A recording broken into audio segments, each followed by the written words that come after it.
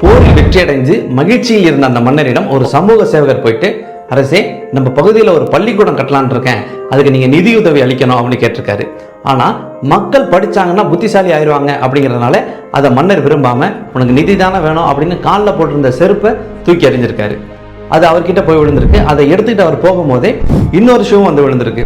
ரெண்டுத்தையும் எடுத்துக்கிட்டு அவரு சந்தைக்கு போயிட்டு, மக்களே, இது சாதாரண காலனி கிடையாது, நடந்து முடிந்த போர்ல இதை அணிஞ்சுக்கிட்டு தான் எதிர் நாட்டு மன்னனை இவர் வென்றாரு, இது வரலாற்று சிறப்பு மிக்க காலனி, இது எதிர்காலத்தில் மிகப்பெரிய பொக்கிஷமா மாறப்போகுது, இது யார் வீட்டில் இருக்கணும் அப்படிங்கிறத நீங்க தான் முடிவு பண்ணணும், இப்போ நான் இதை ஏலத்தில் விடுறேன் அப்படின்னு இருக்காரு. மக்கள்லாம் கொஞ்சம் கொஞ்சமா கேட்க ஆரம்பிச்சிருக்காங்க. இதை பார்த்துட்டு இருந்த ஒரு காவலாளி நேராக மன்னர்கிட்ட போயிட்டு இந்த விஷயத்த சொன்னோன்னே, இதை கம்மியான விலைக்கு எடுத்துட்டாங்கன்னா நமக்கு அவமானமா போயிடும் அப்படின்னு சொல்லிட்டு அதிகமான காசை கொடுத்து இதை நீ வாங்கிட்டு வா அப்படின்னு சொல்லியிருக்காரு. அதே மாதிரி இவர் அதிகமான தங்க காசை கொடுத்துட்டு அந்த காலனிகளை வாங்கிட்டு போயிருக்காரு. இவருக்கு தேவைக்கு அதிகமான நிதி கிடைச்சிருச்சு. இவர் பள்ளிக்கூடமும் கட்டிட்டாரு. நிதானத்தோடு கூடிய புத்திசாலிகள் எந்த ஒரு சூழ்நிலையும் தங்களுக்கு சாதகமாக பயன்படுத்திடும் வல்லமை கொண்டவர்கள். கல்வி ரொம்ப முக்கியம் அப்படிங்கிறதுக்காக தான் அந்த சமூக சேவகர் இப்படி செஞ்சாரு.